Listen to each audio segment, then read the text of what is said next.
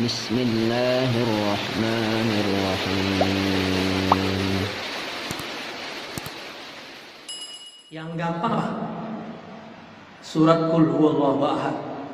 Paling gampang.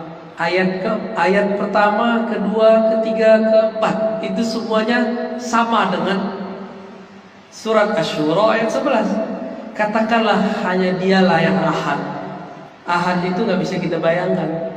Cukup kita katakan dia esa, dia tunggal. Ahad itu artinya dia hanya sendiri. Dulu dia sendiri, sekarang dia masih sendiri.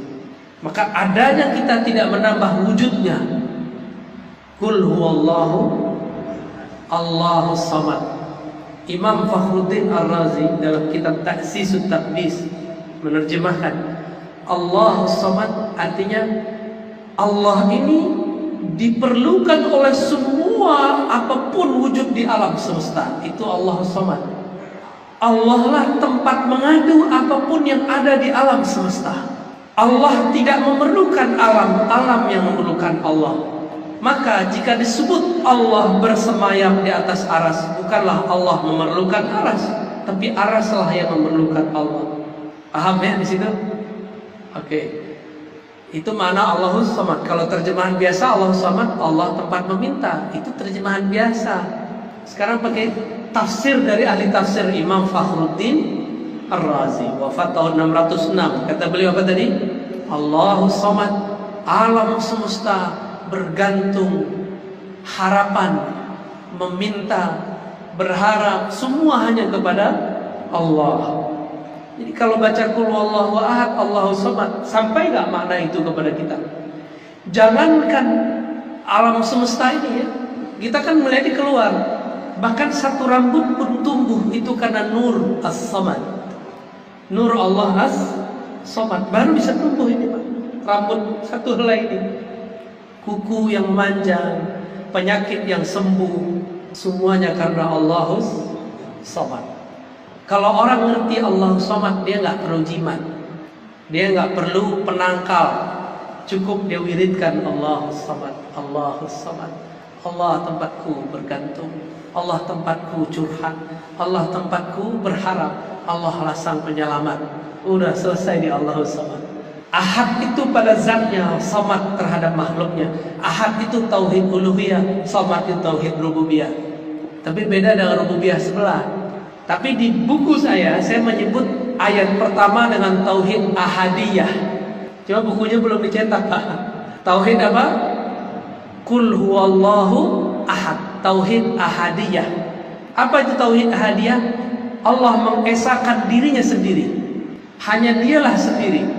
Allahus Samad. Allah mengesahkan dirinya lewat makhluknya.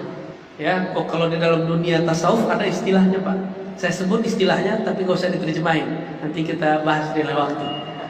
Ada al-kasrah fil wahdah, itu yang pertama.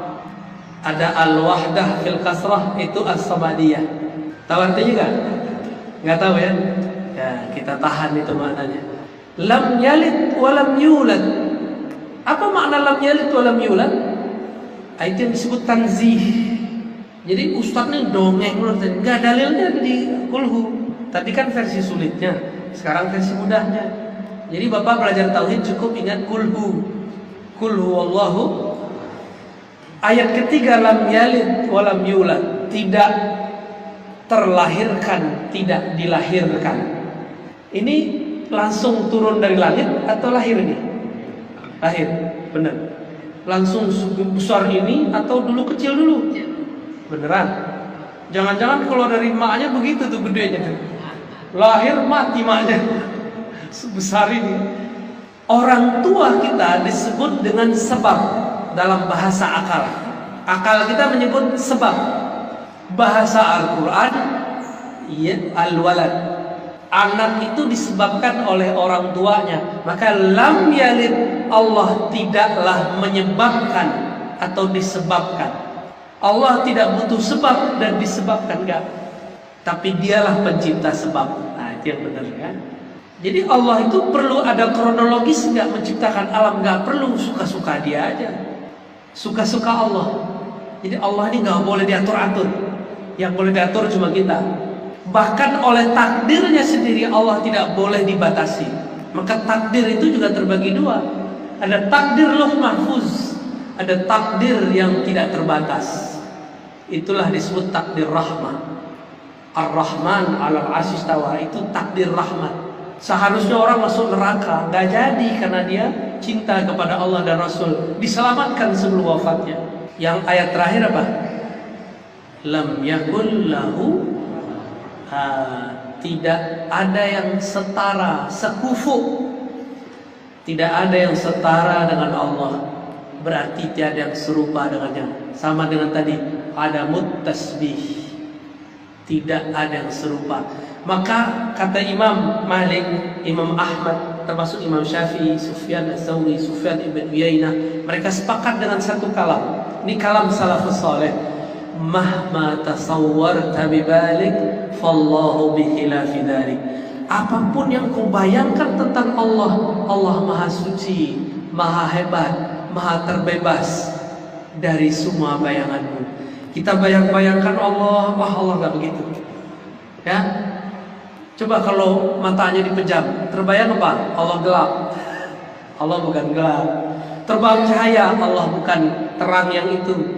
Terbayang aras, Allah di atasnya, bukan begitu. Terbayang turun, bukan begitu. Maka apapun yang engkau bayangkan tentang Allah, Allah Maha Suci, Maha terbebas dari persepsi.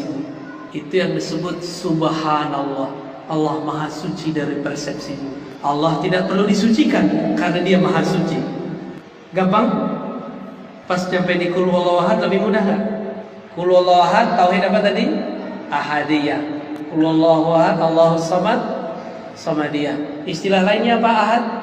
Uluhiyah. Apa arti uluhiyah dalam versi Ahlus Sunnah? Allah mentauhidkan dirinya sendiri dengan dirinya sendiri. Ahad namanya. Itu yang kita baca habis sholat.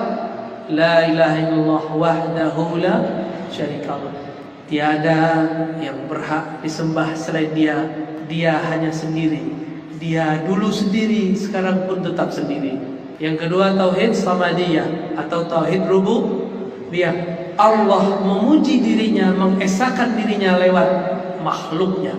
Maka siapa saja makhluk yang diizinkan untuk mengesahkan Allah, berarti dia termasuk keluarganya Allah. Ahlullah. Beruntunglah orang-orang yang diizinkan mengesahkan Allah di kalbunya. Karena banyak di luar sana orang terjebak dalam menyerupakan Allah, menyekutukan Allah Subhanahu wa ta'ala.